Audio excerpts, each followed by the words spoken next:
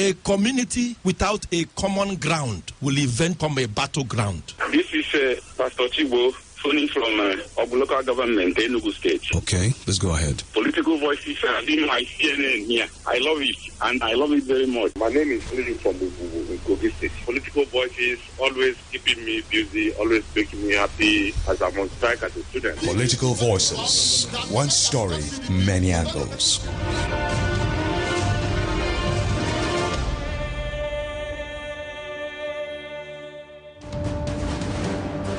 Listen, I am telling you that I don't agree. I don't. No. You can't say that.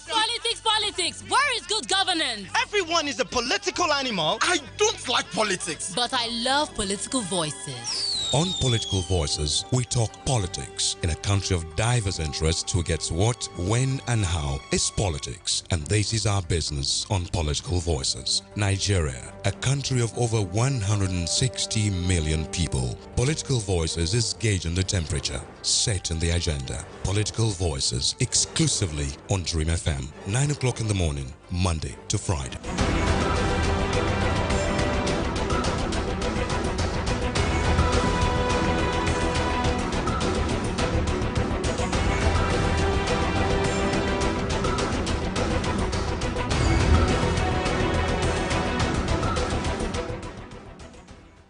Good morning and welcome to Political Voices on 92.5 Enugu's Dream FM. Political Voices is a session of comments, interviews and analysis of trending political stories as they affect and shape the world around you. Today is Friday. It is the 4th day of September 2020, and this morning our focus is on the hike in electricity and petrol tariff. We'll look at the issues, the implications and a possible way forward. But before we turn to our guests, there are a few matters arising from the political space.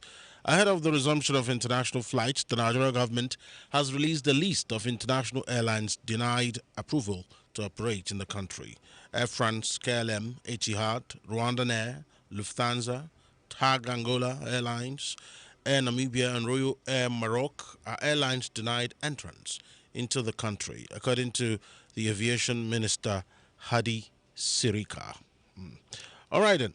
Well, moving ahead, Nigeria had in August vowed to implement a reciprocity clause by banning flights and airlines from countries that put similar bans on flights from Nigeria as nations open their airspace amidst the COVID-19 pandemic. Sirika, while speaking at the bi-weekly Presidential Task Force PTF on COVID-19 briefing on Thursday, said only approved airlines will be allowed into the country's airspace. Moving ahead, the Edo State Office of the Independent National Electoral Commission, INEC, has said it is assessing its level of preparedness to deliver a credible and fair governorship election. Speaking at the Red Zone Implementer Workshop held in collaboration with the European Center for Electoral Support, the State Resident Electoral Commissioner, Dr. Johnson Alalibo, said the appraisal will give INEC the accurate assessment of what had been achieved with 16 days to the election. Days to the Edo State governorship election, the National Campaign Council of the All Progressives Congress has raised the alarm over an alleged plot by the People's Democratic Party's counterpart to buy votes. Specifically, the APC accused Governor Godwin Obaseki of obtaining approval from a faction of the State Assembly to borrow 1.5 for this purpose. The allegation was contained in a statement issued in Benin on Thursday and signed by the chairman, media subcommittee of the APC campaign council, that is, Mr. John. Earlier, we focused this morning on the hike in petrol and electricity tariff in Nigeria. We'll look at the issues, we'll look at the concerns, and the possible way forward. You can follow us on 3 platforms. We're streaming live on YouTube. You can subscribe on our YouTube channel, Dream TV Enugu, and turn on notification. You can watch us live on Twitter at Dream925FM. You can also enjoy the live stream on Facebook at 925 Dream FM, and you can send us a WhatsApp message on 0902 0020 925. Stay with us.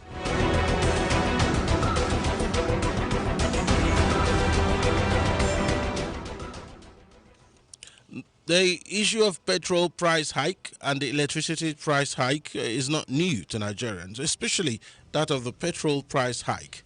If you go back to the year 1978, you can have a roll call of regimes that have tampered with the petroleum price, right from the Obasanjo's first coming as a military head of state down to Shagari's time in 1982 and up to 1984. And all those, there's a long list, including the IBB era.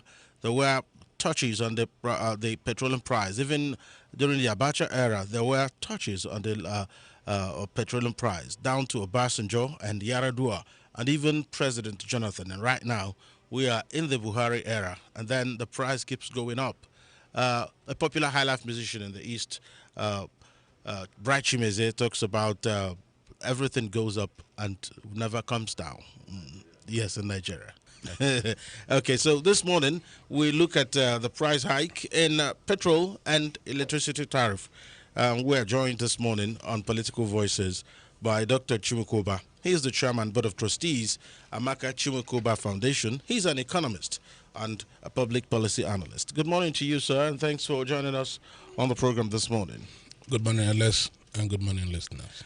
We are also joined on the program by Comrade Fidelis Ede. He is the Executive Director, Service Accord Initiative. He's a farmer, lawyer, and former labor leader. Ezudon Obwaka, you're welcome. Thank to you. the program. All right, I'll start by asking you, Dr. Chimukoba, because this is purely an economic thing. It touches on how your money comes to you and how much you can retain. Talk to us about the implications of the hike in both electricity and petrol. What's the implication, immediate implication on the economy and on the secular flow of income? It has a multiplicity of effects, both on individuals and national and state economies. First, one thing that will happen, which is already happening, is that the prices of goods and services will start skyrocketing. And that has implication for not just the economy in terms of inflation. You know, what will happen is that as the prices are rising, the inflation rate will also keep rising.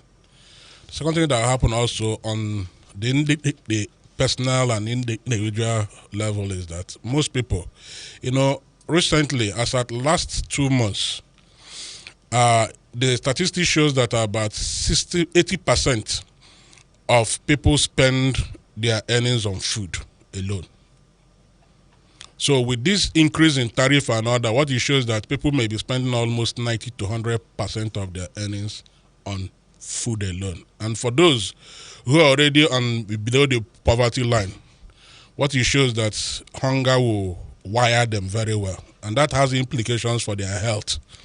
And so what we have, I have a lot of people that are now going to be falling sick regularly because of lack of adequate having nutritional values.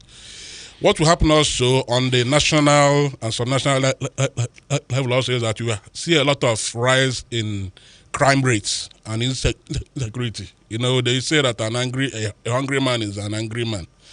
And nobody will sit back, you know, being hungry without looking for ways to get money. But on the positive side, but it now depends on what the government is going to do with whatever savings they are going to make from removal of subsidy and also from the income, you know, being generated from this. You know, for the two of them, both electricity and fuel, the government is getting some money from it. So it's not just that it's the GenCos, the transmission companies and discos that are getting this thing. The government has the ones they are getting. But the big question, the worry is that would the government deploy whatever revenue that may be accrued, that might accrue to them, you know, in a productive manner. For me, there's no better time, even though this thing should have taken place in 2015, when we had our external reserve a little bit higher and all the rest of it all. But the government continued to cushion the first of this thing using our external reserves, you know, before us and other. Now, the worrisome thing again is that even when they've said we've deregulated, you can see that it's still the NMPC through the PPMC that is still the sole importer of petroleum. And there's also this confusion also. Previously, in the previous regime that has raised the rates, you saw it, the announcement coming from the PPRA, even though I've advocated here that PPRA should be scrapped. But in recent one, it was the PPMC that changed the price. So the big question is that on whose mandate is it to, recalibrate the fuel price distance? So what I'm trying to say in essence is that it has both positive effects and negative consequences. So it depends on which of the advice. Thank you so much. Comrade Fidelis, just at the time I wanted to ask you a question, I am split in asking you either one or the other. But I will ask you, because he's already talked about a bit on the petroleum side. Let me take you to the issue of the electricity tariff hike. And a lot of people argue that if you haven't improved services, you don't have any basis to increase price. Do you think it is very justified for Nigeria to have increase in electricity tariff, looking at the quality of service? Well, Alex, in talking about the quality of service, we need to also ask service to what percentage of Nigerians. In the economic implication already identified by Dr. Oba in terms of the twin increase of PMS and electricity, you can see the impact on households.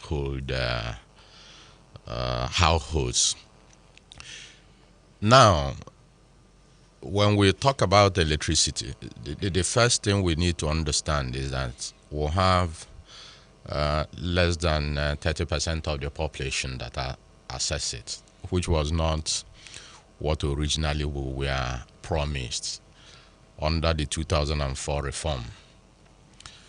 If you looked at the economic cardinal values of that reform, was this 3 A's of availability, accessibility, and affordability.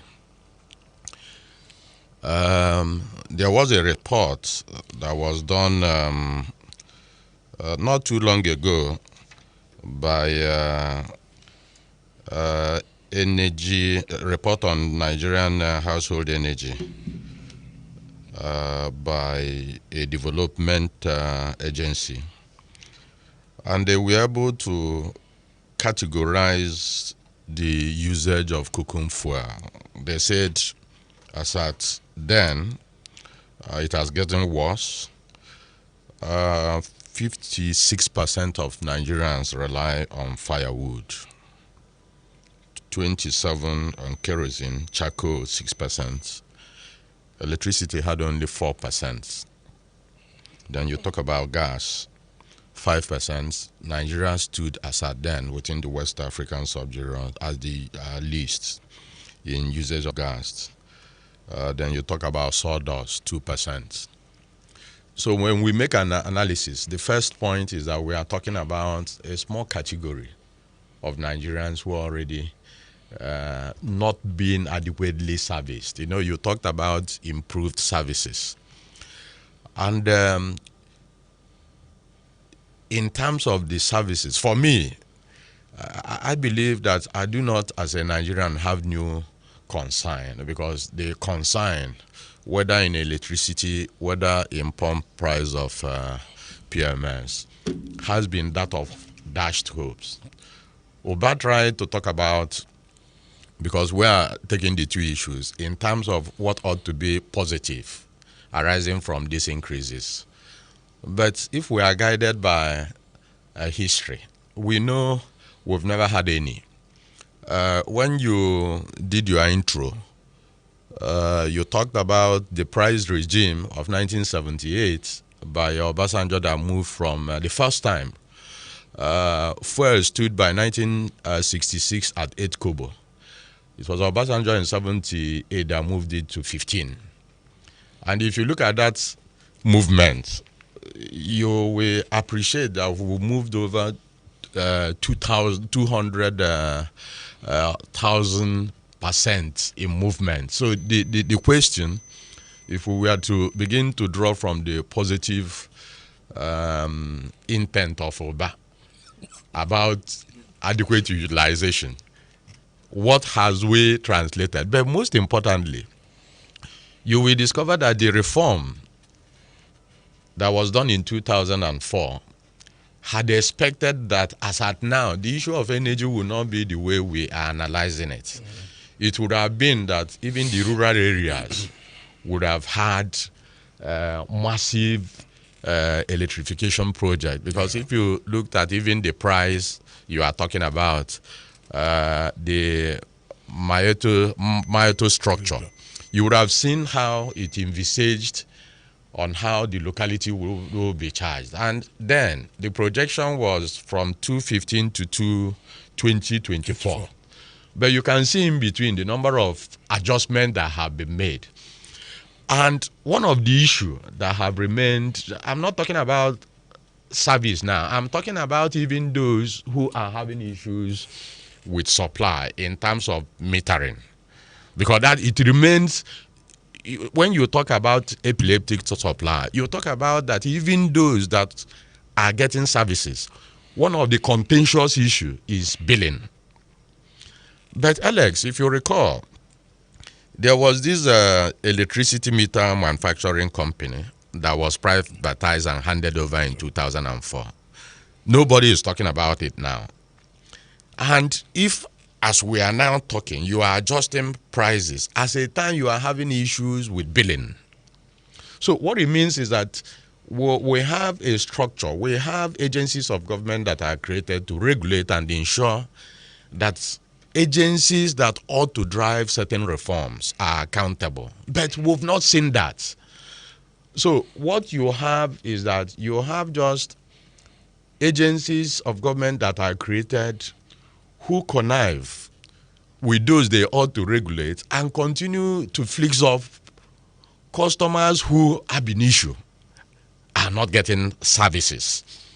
Whether you are talking about PMS, and what is even worrisome is that why is it that we are so bothered about fuel, the cost of fuel, when diesel have long been deregulated, and that is the driver of productivity. When you talk, in fact, in terms of impacts, diesel ought to impact productivity, which I will identify more than fuel. But I think government has discovered that Nigerians are pressure driven. Everybody wants fuel in his car once you get to the filling station. But nobody bothers about, he talked about the cost of food. I was thinking that we are doing a projection for December when I was talking to a few friends recently saying, cost of stable food will rise. But then let's go to the market as we are talking now. You will discover that in terms of nutrition, access by family household have dropped. And he already said it has implication for health. So if it has implication for health, at a time the Medicare has not improved. What are we talking about? So we are in a system where governments keep to be repeating stories.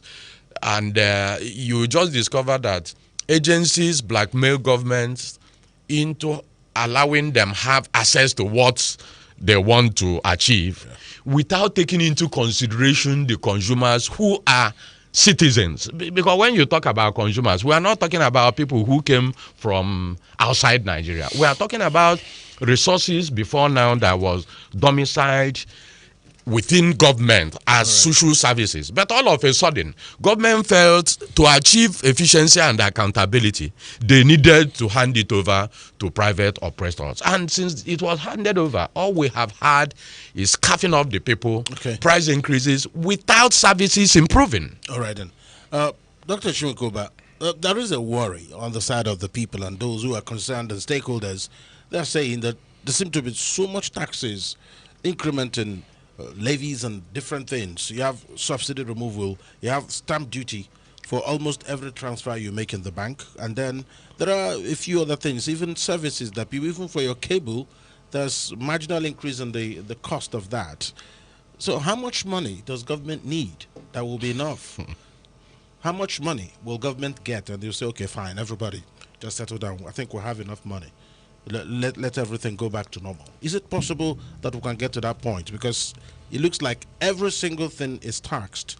So how far can they go in trying to get all the money from everywhere? How far? It's limitless. You know, it can. You are the one who read Bright Chimeze's lyrics. You know, for us, the fundamentals are still very, very bad or wrong, as it were. We have always applied that. You know, I keep using this word, even as I wanted to say it now. I remember I've used it here severally. We use knee-jerk interventionist approaches to dealing with very important structural issues, and it won't work. You know, you don't just wake up and you hit your chest. It's like the fuel price increase. Naturally, we should be able to design that in the next 6 months, given the fundamentals, the variables that fuel might increase or the price may reduce. But it doesn't work that way here. Here, the agency wakes up, the head of the agency wakes up and feel that they need more money, and they raise it. So what I'm trying to say is that government will continue to look for sources to raise money. But the problem is that the money they are raising is not for us. We've seen the evidences are everywhere that people, you know, in comrades like say they fleece. They pilfer this money, they steal this money. You know, they raise this money and it goes into personal pockets. You know, either at individual or corporate levels. So they will continue to do that. The prices we are seeing changing now. It has a lot of issues driving it. The first issue that is driving it is the currency depreciation and devaluation. You know, you don't expect, and we are import-dependent economy. So everything you are doing, you are getting it from abroad. And as the currency keep depreciating and devaluing, what it means also that the prices of things will keep increasing.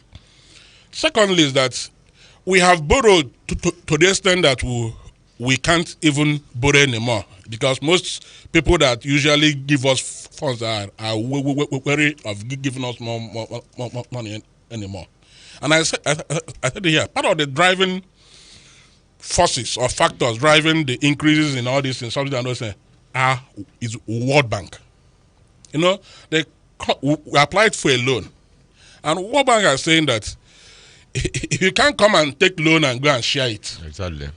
So if for us to give you this money, you have to start charging for these things and all the rest of that. And just because we need this money and because we will lack the fundamentals, we lack the social capital aspiration, we are doing those things they want us to do without coming back to reflect whether this is actually what this economy needs. So that is it. So in answering your question, this thing will continue rising. The country is poor. Let's face the reality. Nigeria as a date is very, very poor. So the government is trying to lay their hands on any area they can raise money. But unfortunately, part of the money they are looking for through taxes and others can be raised using a PPP approach if it has been structured everywhere. And also, the problem also is that investors lack confidence in Nigerian economy. So to answer your question directly, it won't stop. It will continue. In fact, they will be looking for. I read a memo written by Lagos State government to Netflix yesterday. You know, Netflix is an online TV, and they were writing them and asking them to start paying online tax for sharing their videos on the net. And if that doesn't happen, they'll block them from having access to Lagos State environment. I don't know if you're getting it. And Nigeria also, FIRS have told you that if you buy anything abroad and they send you receipt online, you have to pay stamp duty on that online receipt. I don't know if you've had it. So they are looking for various ways.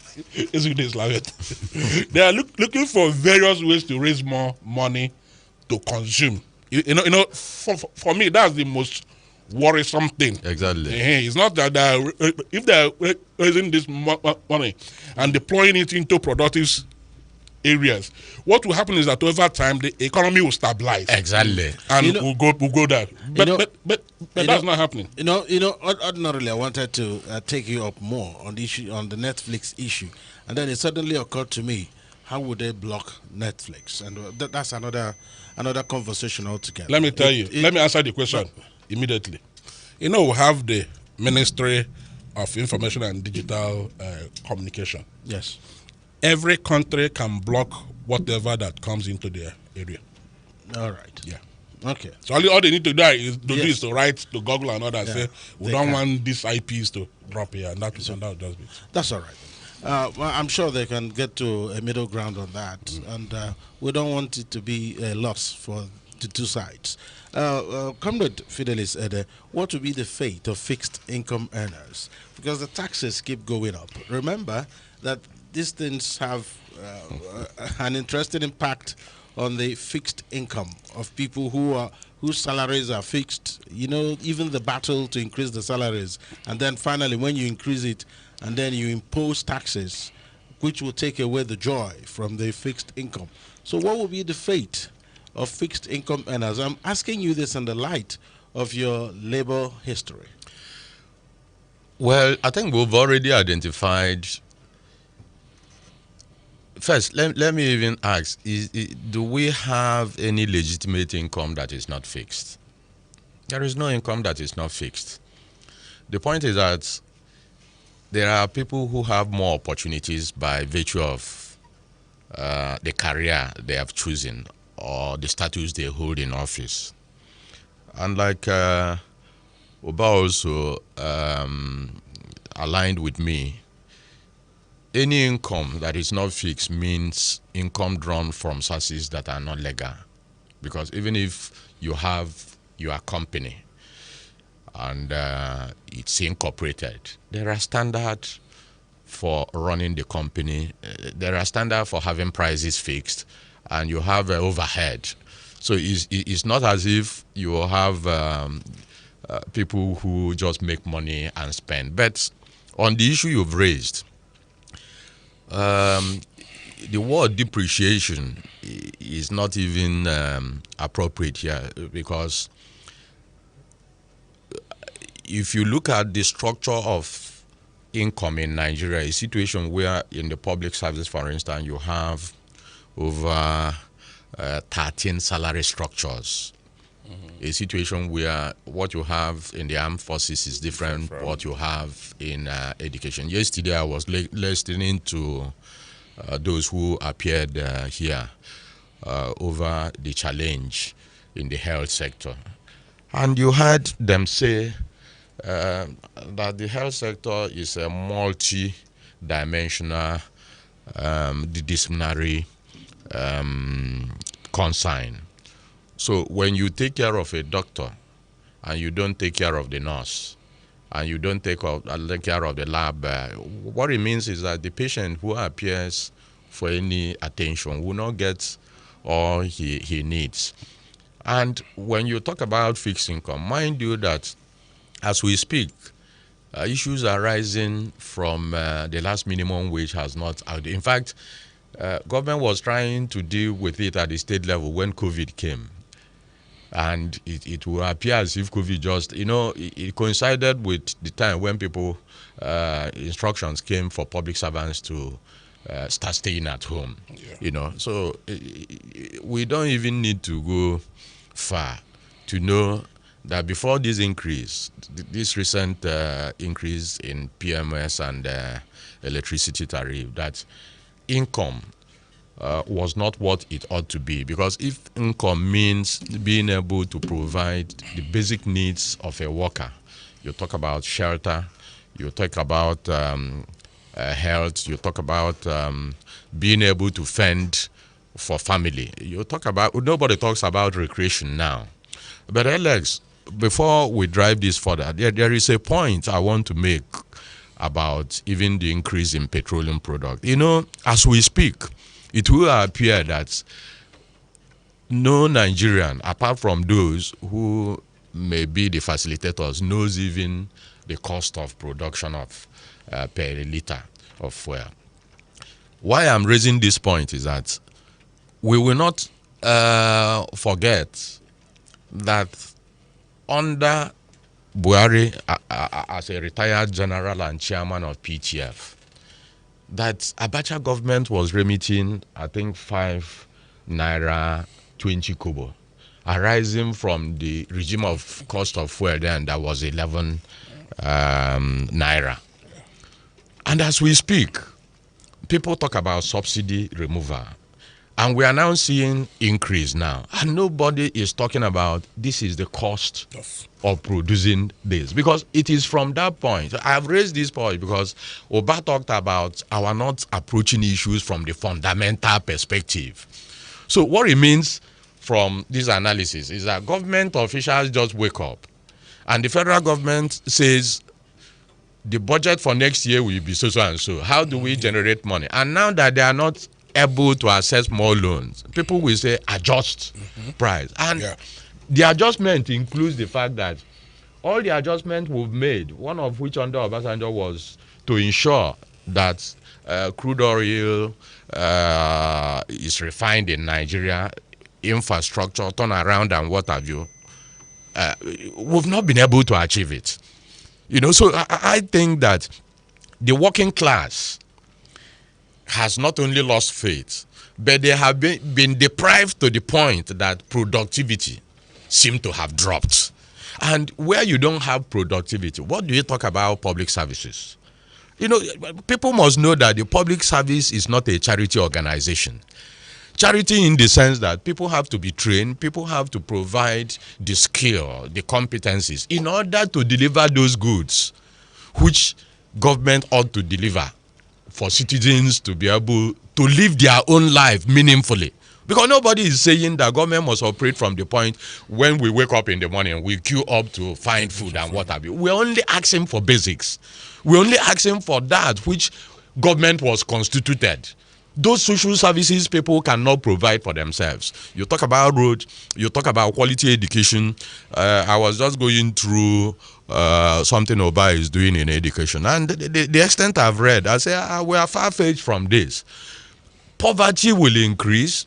In fact, we'll get to a point, when people talk about crime, I say, do people still talk about, maybe you are talking in about an area. People have gotten so frustrated, except you are talking about crime in terms of people now going to harvest others' cassava or yam and what have you. You know, because when you live in an environment, everybody is poor. What you have is just anarchy. Yes. But not crime and trying to deprive. What do you deprive people? Are you going to deprive them their head? Right. You know, so I think the state we are in is a state where government can no longer function in a situation where those who are working for them can no longer fend for themselves. It's just as simple as that. All right. This is Political Voices on 92.5 Enugu's Dream FM. This morning we're talking about hike in petrol and electricity tariff in Nigeria, the issues, the implications, and the way forward. With me this morning is Dr. Chukwuba and Comrade Fidelis Ede. We turn to the phone lines now on our social media handles, where we are streaming live, by the way. On YouTube, it's Dream TV Enugu. Do well to subscribe and turn on notification. On Facebook is 925 Dream FM.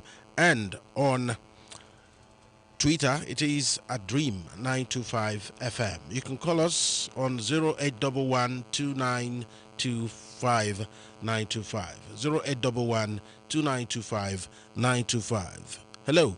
Good morning. Hello. Good morning. Good morning, Alex.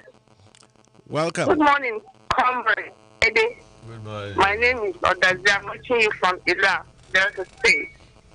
Well, you said it better than best, because tell you what, we have a fundamental problem in this country.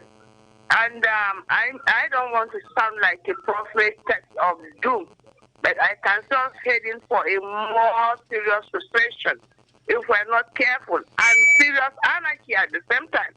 Like you said, the weather now has not been so friendly, so very soon people will go to other people's farms to harvest their yam and cassava. It's as simple as that. But what we can all do is, well, we can talk, but sitting in our comfort zone and talking is not enough.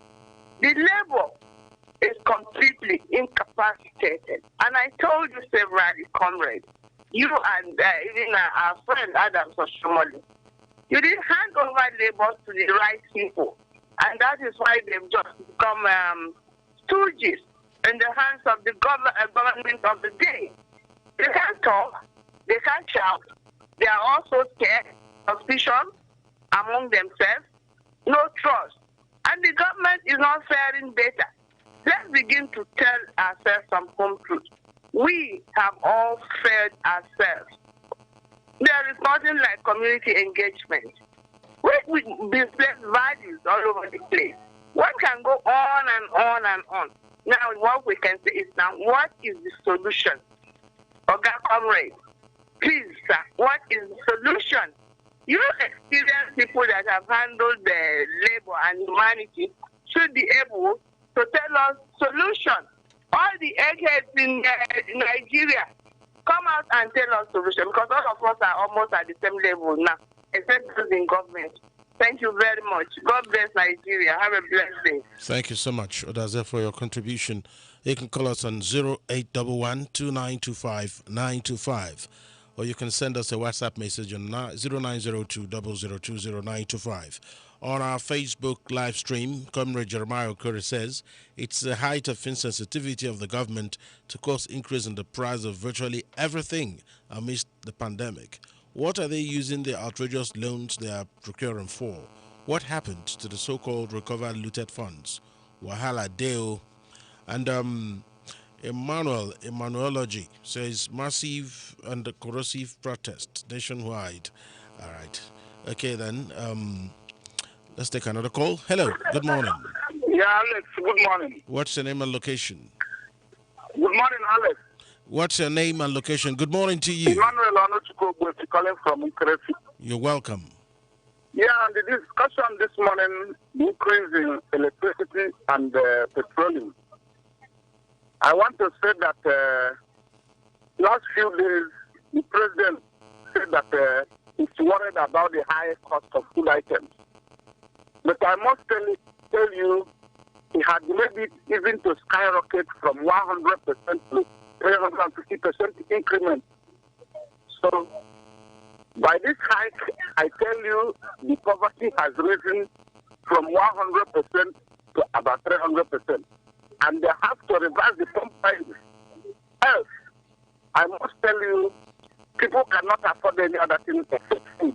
Like in my local place here, we cannot afford even ordinary fish to cook. You have to buy about 1,500 naira fish before you can make ordinary soup. So it's quite unfortunate we are having this type of government in this country. Have a good morning. All right, and thank you for your contribution on Facebook still.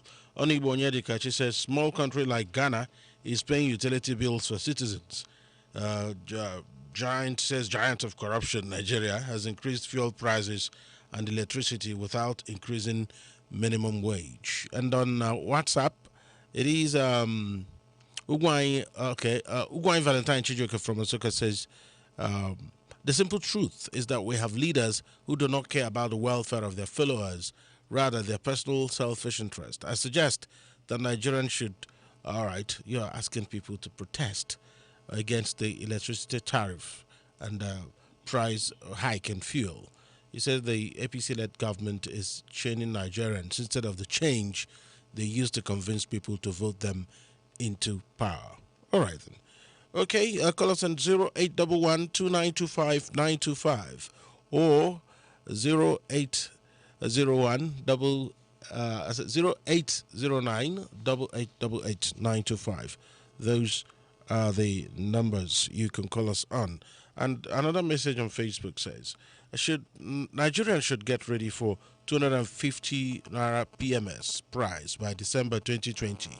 That's the change they called for since 2015, jumping from frying pan to fire. Hello, good morning. Hello, good morning. What's the name and location? My name is Efrain. I'm calling from Enugu. Efrain, welcome. All right. What I want to say is that the federal government should look into this carefully, because what is happening now will bring our country to a state of insecurity and mismanagement of funds have been too much in this country. So let them look at it very well and know what to do, because it's the high time this country will go beyond repair. So, and if this country get to a stage of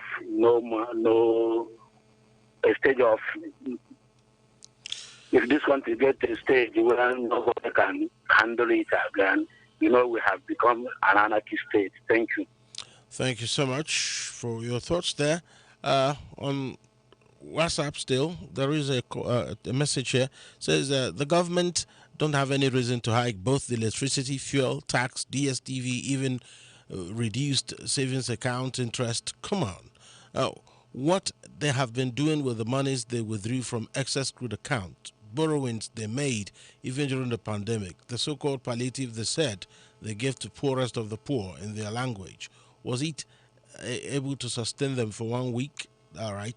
And here, do you know that with this hike in the most demanded amenities of the masses, 30,000 naira can't solve half of them? Afonwa from Abakiliki is talking to us on that.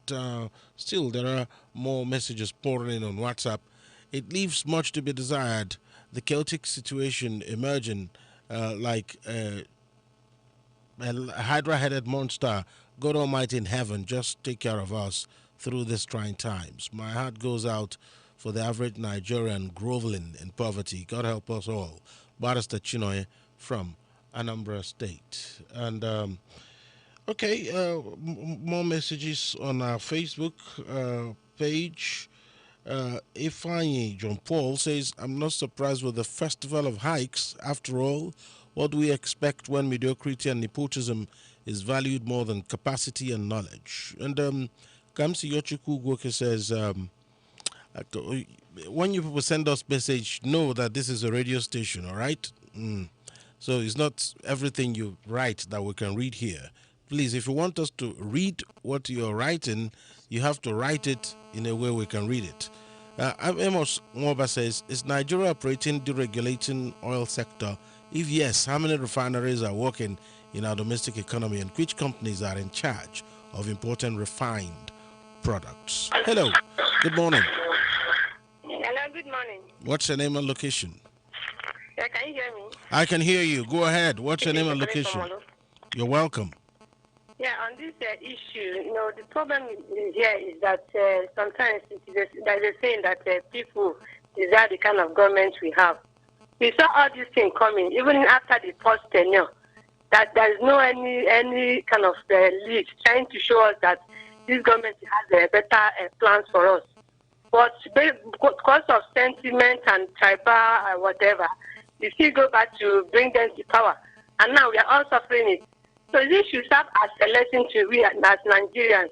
Before we vote for an election, we should look at competence, not people from this side or this person is from here or say about all those stuff. We should look at competence, because the government has been in power for the first time and people are crying, many people are groaning.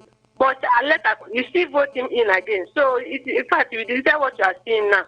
So let us learn from this lesson. If after this government we survive, so we can use our head and do the right thing at the right time. That is my own take this morning. Thank you. All right, then. Thank you for your contribution. Let's take some more messages from WhatsApp. And this one says, the problem is that the state itself is involved in the struggle to survive. This is from Amechi Ano. Another call. Hello. Hello, good morning. Morning. What's the name and location? I am Michael Eze from Enugu. Go ahead, please, Michael. I am sending my question to Comrade Ebe. Ezudo one of Uboka. God bless you. I'm alive. He knows me as alive. I refer to what Madam Madon has just said. We hand over to the incompetent leader of Nigerian Labour Congress. Abayuba is a nurse by profession, so he cannot lead any good labor organization. That's number one. Number two, there is no way this government will do something that will fix this country. Our president is the first president worldwide that killed a woman when he was Secretary of State because of cocaine. And now he is dead. It is not good. We are suffering it. I think by now, Wole Soyinka, Bakare, and Tinubu, they were much for it. During Jonathan regime, they did the same thing. But why are they keeping mute about this? Because they put that man there. I'm sorry for the country. Please continue where you start. All right. Thank you. Thank you. I think we'll come back and wrap it up. There seems to be so many messages pouring in, but we can only take a few of them as much as we can. Dr. Chimukoba, there is a situation, the sense we are getting from the calls is that we are getting to a point where people will resign to fate. Is that where we're getting to? Have they not? People, because from the calls, they're like, it doesn't look like anything positive is coming. Is that a healthy situation to be in? I enjoyed the lady's call from Olo that said people get the kind of government they deserve. Do we deserve this government? Yes. It's not what we need, but actually that's what we deserve. Because first, we are very docile, over issues. Secondly, also is that our docility is not just as regards the policies that are coming, but also our inactivity during elections. How many of us get involved during political issues, during voting and all the rest of it? So even if you sit back and say you don't want to vote, and somebody else emerges, you are part of the problem. So it's a government we deserve, not the government we need. As a country, we need better governance and government, but that's not what we're having at the moment. But in answering your question whether they've resigned. It's been long they resigned. Exactly. We've resigned. Some of us talk. Some don't even talk. Some don't even come out. And rest of that. So people put their mouths under the... And even when they speak incoherently, disjointedly, without making any reasonable contribution that would change the narratives. Like the person said here, my projection is that fuel will get to like 250 by December.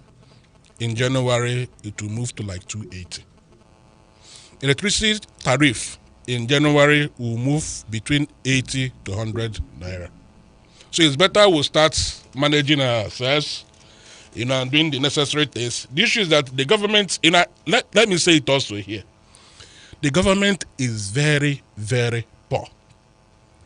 And as citizens, what efforts are we making to ensure that the cost of governance is reduced? If you check, I was with somebody yesterday, and he mentioned, no, it's not that I mentioned, I listened to a Zoom this thing. And he said in the last 4 years, Abia State received like 150 billion. Yeah? And 100 billion was used to pay salaries. The rest of the 50 billion was for overheads and capital. Now, let me tell you, even the overhead and even the salary they are talking about is 100 billion is rife with ghost workers. The overhead you are talking about is rife with purchasing of cars, governor's security vote that nobody accounts for. And we all are sitting down watching this thing happening, and they are looking for more money. I said it before, if this money they are looking for is to develop the economy, I won't have any issue, because I will know that over time it will help to stabilize the economy and everything will get to normalcy. But the money they are taking is to continue to fund them their luxurious lifestyles, the rest of it all. And we are not talking. How many of us take time to go through our budgets? When you brought the Enugu state government people here, I tried to speak. I spoke 2 times. You said I should wait for them to respond, and all the rest of it. The budget on this zone. I'm not sure you're being fair on me. When you look at the budget, if even the national budget, you find out that when you do a critical analysis of the budget, over 30% of the money we are borrowing is already going to recurrent. Why would you borrow to fund recurrent expenditure? I don't know if you're getting it. Our revenue, nobody is working to increase. I said that we may not borrow if we have a sustainable plan and we have social aspiration capital. You can use PPP to do most of the infrastructural development we are talking about here. But who will fund when you have a policy somersault every second? Who will fund when I'm not sure that after 4 years, the next government that will come will sustain the whole thing? So we have a lot of fundamental issues that we need to go back to look at. But as for the citizens, I repeat again, they long resigned to fate.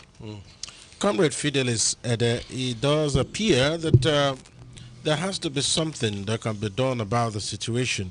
And what is that thing? There must be the Igbos who say, Alex, you know, why this is difficult to answer is that because we follow tradition, we call ourselves one country, we speak to having governments, and we say because we have constitution, we have those who have elected. All these frameworks are abstract concepts that ought to create societal values individuals have to benefit. The truth of the matter is that first, these days, I no longer get involved in issues that agitates my spirit, because consciousness is key to well-being.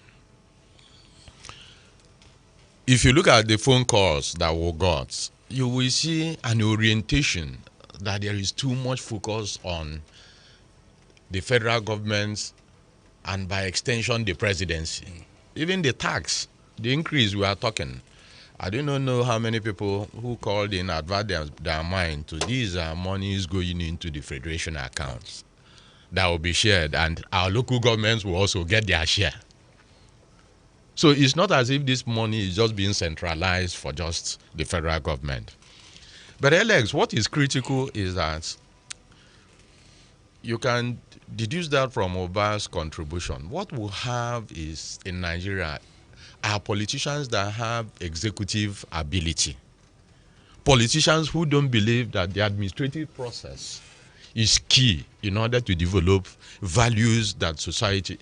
In fact, Nigeria have not moved away from the tradition of indirect rule left by the colonial masters, where you just sit on the top and think out what you think is good for the people and begin to implement. Policies ought to evolve from down. And it is when policy evolve from down that people are connected. So where the system we are running, even for our political association, because that is where the frustration comes. No matter how we try to analyze, you see that our party system is such that it's exclusive. The party system is so exclusive that it's a fait accompli that somebody talked about people who marched, but we voted, and if you see the political system, you discover it will start as if nothing will happen. But at the end of the day, you have just few candidates that are thrown up by the parties, and those you will have thought that ought to come in are excluded completely. So the point I am making is that at this time we are, what I urge Nigerians to do, taking your fate in your hand does not mean anarchy. But being able to see how you can change the little space where you are in to at least begin to fend for yourself. If most of us can fend for ourselves, I think economically we can begin to enjoy some level of well-being. To be able to begin to engage the political process. We'll keep it at that. Thank you so much, Comrade Fidelis. Thank you. Executive Director, Service Accord Initiative, farmer, lawyer, and former labor leader, Ezudo Nubuaka. Thank you. I'm still laboring in the farm. When you say former labor leader, this is when the labor starts. Okay. And Dr. Chimukuba, Chairman, Board of Trustees, Amaka Chimukuba Foundation. You are also an economist and public policy analyst. Thank you for your time here. And special thanks to Lotana Okereke, my production assistant, and my producer, Okeo Dogu. My name is Alex Obodo. Stay tuned for the Dream FM News at 10. Good morning. ọkwọ ụgbọala gịnị ka ị nwere ikwu? Onye ọkaiwu agwakwara nwaanyị ahụ oge m butere ya ahụrụ m na o yighị ihe mkpuchi iru. Enyere m ya otu mana